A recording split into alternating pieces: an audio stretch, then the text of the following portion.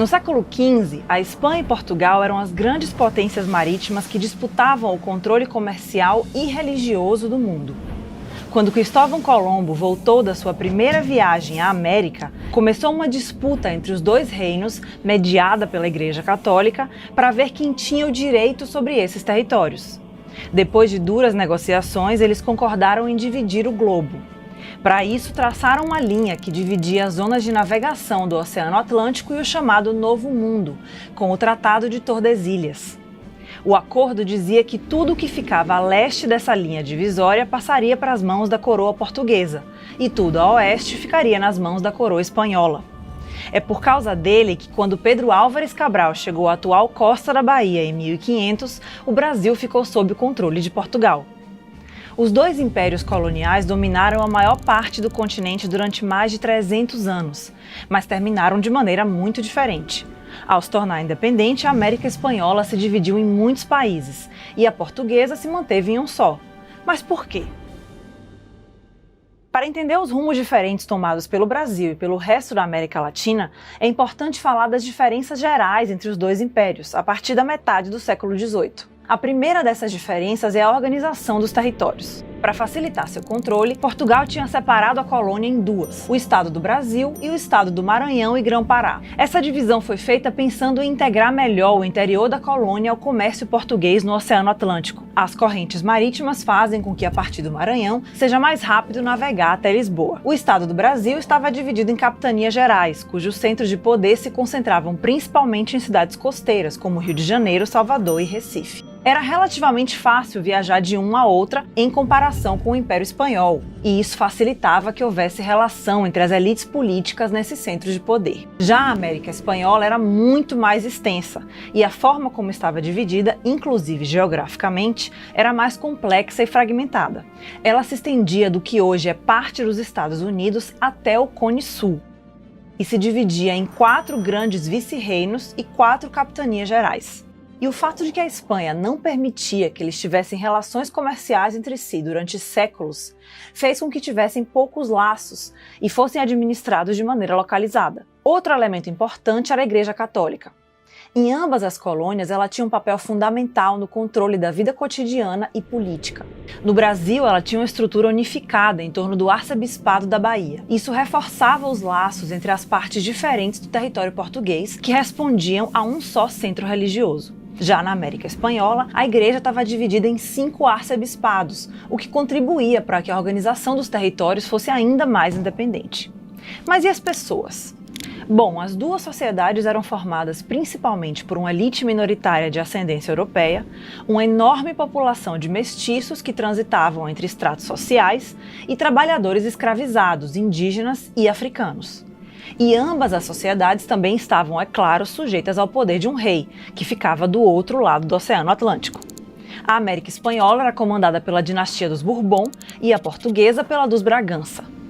Outra diferença entre as colônias era a maneira como as elites políticas dividiam o poder. O poder político das elites brasileiras estava baseado no controle de terras por uma oligarquia de grandes proprietários e do aparato burocrático por juízes, advogados e funcionários públicos.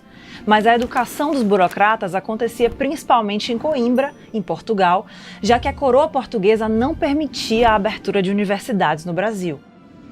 Era uma forma de manter o controle intelectual sobre as elites e evitar que o ambiente da universidade fomentasse ideias de independência. Mas essa experiência conjunta como estudantes em Portugal também ajudou a criar relações entre as diferentes elites locais brasileiras e aprofundou a sua identificação com a metrópole. Nas camadas mais altas, os reinóis, como eram chamados os nascidos em Portugal, costumavam ocupar os cargos mais altos da administração pública. Havia tensão entre reinóis e brasileiros em algumas regiões, mas no século XVIII essa rivalidade tinha sido, em grande parte, neutralizada pela coroa portuguesa por meio de decretos que foram ampliando o acesso dos brasileiros ao poder político local. E isso é importante porque foi justamente o contrário do que aconteceu na América Espanhola. Lá, essa diferença social entre as elites era muito mais marcada. De um lado, estavam os peninsulares. Eles vinham da Espanha e eram a minoria que ocupava os altos cargos políticos e administrativos. Do outro estavam os espanhóis nascidos na América, chamados de crioulos. Muitos eram proprietários de terras, pecuaristas ou comerciantes. Em meados do século XVIII, eles eram os que tinham o poder econômico. Mesmo assim, ocupavam os postos mais baixos da administração e se sentiam discriminados porque, apesar de serem espanhóis e de terem recursos, não estavam nos altos níveis do governo. Essa percepção piorou depois das reformas do rei Carlos III. As mudanças durante seu reinado incluíram a reestruturação da administração colonial e o aumento de impostos sobre as colônias.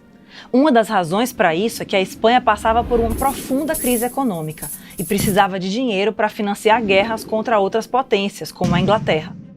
Mas a subida dos impostos causou mais indignação nos crioulos contra o que viam como a exploração dos seus lucros pela coroa. Além disso, ao contrário do que ocorreu no Brasil, as reformas significaram que os crioulos passaram a perder espaço no poder local para os peninsulares. Esse contexto favoreceu uma organização das elites crioulas, que mais tarde liderariam os movimentos de independência. Durante esses anos, também começaram a circular nas Américas ideias que questionavam a autoridade das monarquias europeias e da Igreja, promovidas pelas guerras de independência nos Estados Unidos e no Haiti e pela Revolução Francesa. Em meio a tudo isso, as guerras napoleônicas acabaram sendo um ponto de inflexão na relação entre as coroas ibéricas e suas colônias americanas. Vamos começar pelo que aconteceu no território português, que a essa altura já estava unificado em um só estado, o do Brasil. Em 1808, as tropas de Napoleão invadiram Portugal e a família real fugiu para o Rio de Janeiro. O rei Dom João VI levou consigo toda a corte, os arquivos, a tesouraria, as bibliotecas reais e cerca de 15 mil pessoas. E isso é muito significativo para entender a unidade do Brasil. A chegada dos Bragança na colônia era um caso único no mundo. Nunca antes um monarca europeu tinha se mudado com a corte para a América. No próprio interesse da monarquia, é claro, Dom João aboliu o monopólio comercial de Portugal sobre o Brasil, abriu os portos e permitiu que a colônia manufaturasse produtos. E o rei deu um passo além. Criou o Reino Unido de Portugal, Brasil e Algarves, ou seja, o Brasil passava oficialmente a ser o novo centro da coroa e o Rio de Janeiro a capital do Império. Lá foram estabelecidas instituições importantes, como o Conselho de Estado e a Corte Suprema, entre outras. E também foram abertas as primeiras universidades. Com o fim da dominação francesa, aumentou a pressão em Portugal para que Dom João VI voltasse a Lisboa e criasse uma monarquia constitucional. Ele voltou em 1821 e deixou em seu lugar seu filho, Dom Pedro.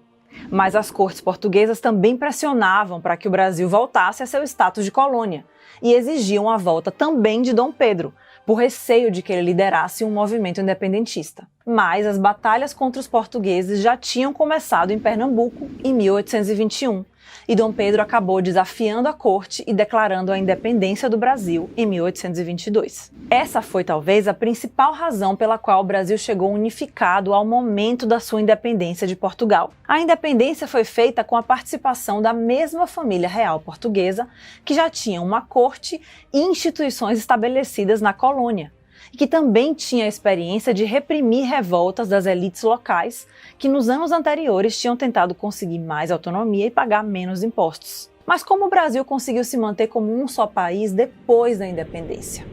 Bom, o Brasil era o país do mundo com mais escravos, e a independência recente do Haiti, que foi liderada por escravos, assustava uma parte das elites. O estabelecimento de uma nova monarquia central, com Dom Pedro I como imperador, era uma forma de garantir a ordem pública diante de uma revolta em potencial dos escravos. Durante o Império, houve rebeliões que tentaram separar partes do Brasil ou convertê-las em repúblicas, como a Confederação do Equador, em Pernambuco, a Sabinada, na Bahia, e a Revolução Farroupilha, no Rio Grande do Sul. Mas as elites locais não apoiaram completamente esses movimentos, por medo de que uma desordem social ameaçasse o seu poder.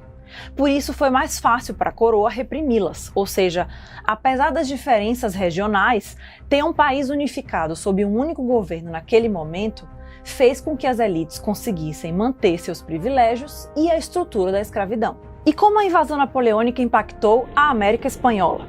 Napoleão Bonaparte também invadiu a Espanha em 1808.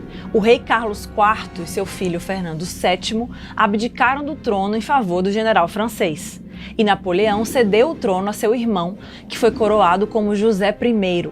Mas nas colônias, a elite crioula não reconheceu o novo monarca francês. Isso deixou um vazio de poder no território espanhol, que os crioulos aproveitaram para criar seus próprios governos locais e promover movimentos de emancipação. Foi assim que em 1809 começou uma onda independentista, que levou o continente a um longo e complexo processo de fragmentação. Diferentemente dos vizinhos brasileiros, os hispânicos não tinham uma experiência compartilhada de governo único. Além disso, nenhum dos novos centros de poder que surgiram durante essa época, como o México ou Buenos Aires, tinha poder militar para reunir todo o território sob sua liderança. Quando Fernando VII voltou ao poder em 1814, ele tentou submeter outra vez as colônias à coroa espanhola, em vez de garantir a autonomia que elas tinham estabelecido depois de alguns anos de autogoverno. Só que essa decisão aprofundou o ressentimento das elites crioulas e deu mais força aos movimentos de independência. Mas a essa altura, as colônias já estavam tão fragmentadas que foi impossível estabelecer um só país. As sangrentas guerras de independência na região durariam ainda muitos anos. Dá para fazer outro vídeo só sobre isso. Mas apesar das divisões entre os territórios espanhóis, também houve propostas de criação de grandes estados. Essas propostas variavam de uma união de repúblicas como a Grande Colômbia, formada pelos atuais Colômbia, Equador, Venezuela e Panamá, até tentativas de criar monarquias comandadas por reis vindos de uma família real europeia, como as Províncias Unidas do Rio da Prata, que terminariam se tornando Argentina, Paraguai, Uruguai e Bolívia. Todas elas fracassaram e do território espanhol acabaram surgindo 18 países. O último foi o Panamá, em 1903. No Brasil, todo o período imperial foi marcado por tentativas de criar o imaginário de uma identidade nacional e reprimir violentamente os movimentos contrários a essa ideia. Isso continuou mesmo após a proclamação da República em 1889. As independências das colônias de Espanha e Portugal nas Américas foram só o início de um processo que continuou até o século XX. E o seu impacto na política, na economia e na cultura da região é sentido até hoje.